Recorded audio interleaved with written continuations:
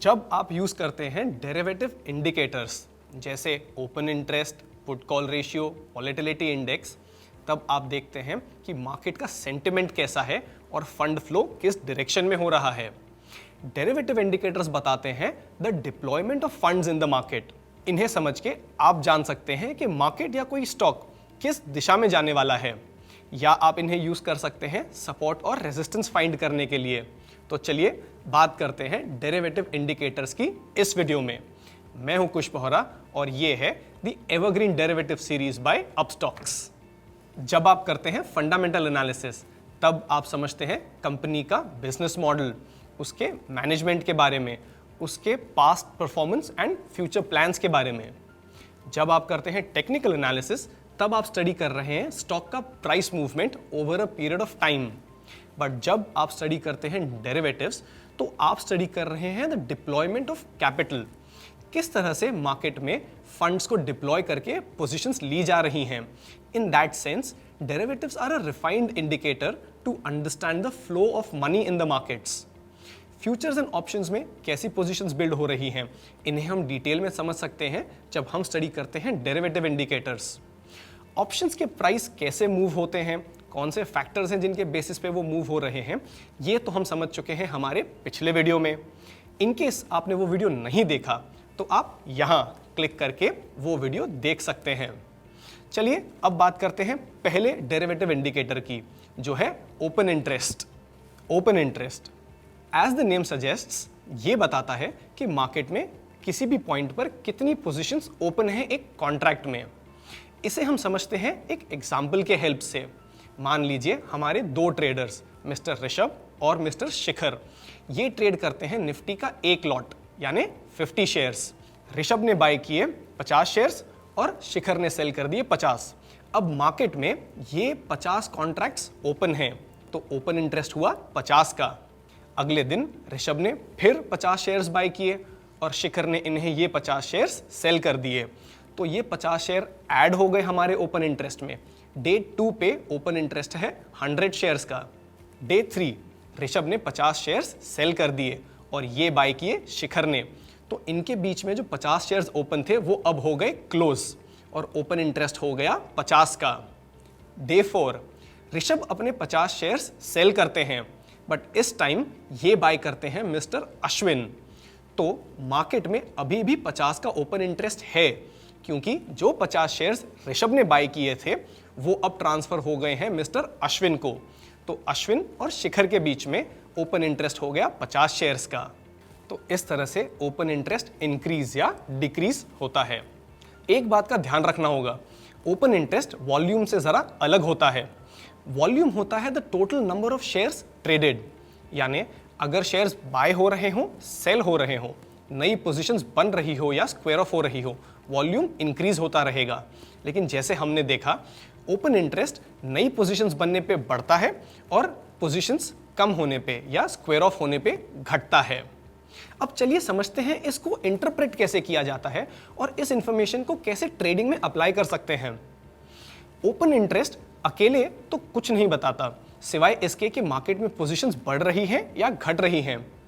इसे अपने ट्रेडिंग में यूज करने के लिए हमें चाहिए एक और वेरिएबल, वो है प्राइस। ओपन इंटरेस्ट और प्राइस को मिलाकर हम ये समझ सकते हैं कि किसी भी स्टॉक में क्या एक्टिविटी हो रही है। अब हमारे पास हैं दो variables, open interest and price. इनके बनते हैं 4 कॉम्बिनेशंस। ये कॉम्बिनेशंस क्या हैं? पहला, open interest goes up, price goes up. दूसरा, open interest goes down, price goes down. तीसरा, open interest goes up, price goes down. और चौथा कॉम्बिनेशन है open interest goes down and price goes up.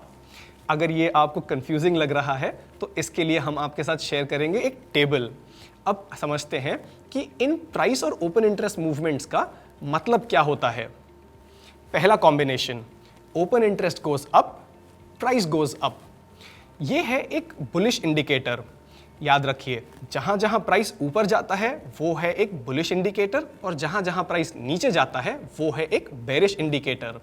तो पहला combination, open interest goes up, price goes up, in this case market में बन रही हैं नई लॉन्ग पोजीशंस।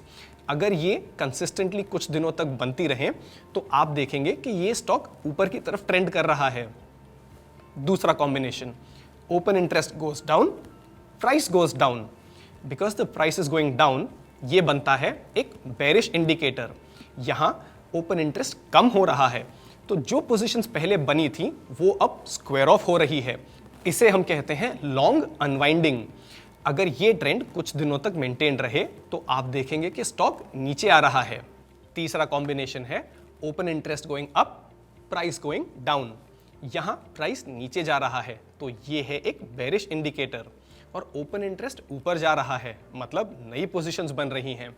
इसका मतलब है मार्केट में शॉर्टिंग हो रही है, यानी शॉर्ट सेलिंग हो रही है। ये ट्रेंड अगर मेंटेन रहेगा तो आप देखेंगे स्टॉक का प्राइस नीचे की तरफ जा रहा है। और लास्ट कॉम्बिनेशन है open interest goes down, price goes up. यहां जो पहले पोजीशंस शॉर्ट की गई थी वो कवर की जा रही हैं, इसलिए ओपन इंटरेस्ट कम हो रहा है और प्राइस बढ़ रहा है। इसे हम कहते हैं शॉर्ट कवरिंग, और प्राइस के ऊपर जाने से ये बनता है एक बुलिश इंडिकेटर। इन कॉम्बिनेशंस को आप यूज कर सकते हैं किसी भी फ्यूचर्स कॉन्ट्रैक्ट को एनालाइज करने के लिए। अपने अपस्टॉक्स अकाउंट में आप फ्यूचर्स का ओपन इंटरेस्ट और change in open interest check कर सकते हैं उस कॉन्ट्रैक्ट के फ्यूचर्स समरी में जाके। वहां आपको दिखेगा उसका ओपन इंटरेस्ट और उसका change in open interest. Open interest futures और ऑप्शंस में ज़रा अलग तरीके से यूज़ होता है। अब तक हमने समझा कैसे आप इन कॉम्बिनेशंस को यूज़ करके किसी भी फ्यूचर्स पोजीशन को एनालाइज कर सकते हैं। चलिए अब समझते हैं ओपन इंटरेस्ट ऑप्शंस के लिए कैसे इंप्लीमेंट होता है। कॉल ऑप्शंस में जिस स्ट्राइक प्राइस पे सबसे बड़ा ओपन इंटरेस्ट बिल्डअप होता है वो बनता है उस स्टॉक के लिए रेजिस्टेंस। वो इसलिए क्योंकि ऑप्शन सेलर्स तब ऑप्शन सेल करेंगे जब उन्हें लगता है कि स्टॉक यहाँ से ऊपर नहीं जाने वाला। वो लेते हैं अनलिमिटेड रिस्क और वो चाहते हैं कि स्टॉक इस लेवल के नीचे रहे तो उनका प्रॉफिट हो जाए। इसलिए जिस कॉल ऑप्शन के स्ट्राइक प्राइस पे सबसे बड़ा ओपन इंटरेस्ट बिल्डअप दिखता है वो बनता है उस स्टॉक के लिए इमीडिएट रेजिस्टेंस। यही पुट ऑप्शंस में अप्लाई होता है ठीक उल्टी तरह। कोई भी put option seller put option तब सेल करता है जब उसे लगता है कि स्टॉक एक लेवल के नीचे नहीं जाएगा, क्योंकि वो लेते हैं अनलिमिटेड रिस्क। अगर स्टॉक नीचे चला जाए तो उनकी रिस्क बहुत बढ़ जाएगी। इसीलिए वो उस लेवल पे स्टॉक सेल करना प्रेफर करते हैं जहां उन्हें लगता है कि स्टॉक होल्ड करेगा और सपोर्ट लेगा।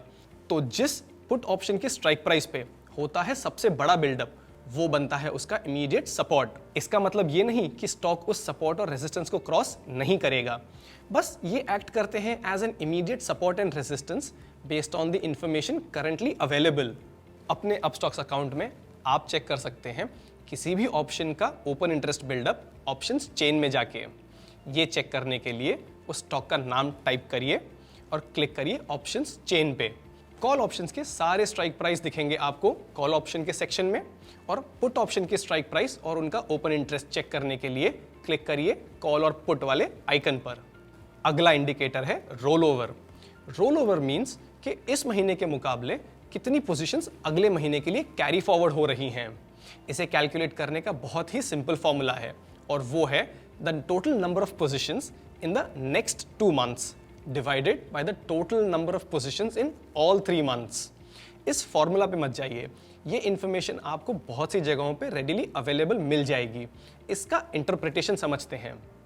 रोल ओवर यूज किया जाता है फ्यूचर्स को समझने के लिए या एनालाइज करने के लिए। रोल ओवर इसलिए करते हैं क्योंकि कॉन्ट्रैक्ट एक्सपायर होता है हर महीने। आप इस पोजीशन को कैरी फॉरवर्ड नहीं कर सकते, तो इसलिए आप इस महीने की पोजीशंस को करते हैं स्क्वायर ऑफ और यही पोजीशन बना लेते हैं अगले महीने में। जितने ज़्यादा ट्रेडर्स अगले महीने में सेम पोजीशन बनाते हैं उतना ही ज़्यादा कन्विक्शन दिखता है उस स्टॉक में। रोल ओवर्स होते हैं 2 टाइप के। पहला लॉन्ग रोल ओवर यानी बुलिश रोल ओवर। अगर आप बुलिश हैं रिलायंस के स्टॉक पे और आपको वो पोजीशन करनी पड़ रही है square off due to expiry, तो आप उस पोजीशन को इस महीने स्क्वायर ऑफ करके अगले महीने फिर एक लॉन्ग पोजीशन बनाएंगे रिलायंस में। जितने ज़्यादा ट्रेडर्स ऐसी लॉन्ग पोजीशन बनाएंगे उतना ज़्यादा लॉन्ग रोल ओवर बढ़ता जाएगा मार्केट में। ये होता है एक बुलिश इंडिकेटर। अगला है शॉर्ट रोल ओवर। अगर आप टाटा मोटर्स पे शॉर्ट पोजीशन बनाए हैं और आपको लग रहा है कि अगले महीने टाटा मोटर्स और नीचे जाने वाला है, तो आप करेंगे उसके अगले महीने के फ्यूचर्स को शॉर्ट यानी सेल। ये हो गया शॉर्ट रोल ओवर और ये एक बेरिश इंडिकेटर होता है। एक और इंपॉर्टेंट पॉइंट है रोल ओवर कॉस्ट, यानी जो डिफरेंस आप पे करते हैं इस महीने के फ्यूचर्स और अगले महीने के फ्यूचर्स के बीच में। लॉन्ग रोल ओवर के केस में ये डिफरेंस होता है पॉजिटिव, यानी अगले महीने का फ्यूचर्स होता है इस महीने के फ्यूचर से महंगा। और शॉर्ट रोल ओवर के केस में अक्सर ये होता है कि अगले महीने का फ्यूचर इस महीने के फ्यूचर से कम दाम पे चल रहा है। अगला इंडिकेटर है PCR यानी पुट कॉल रेशियो।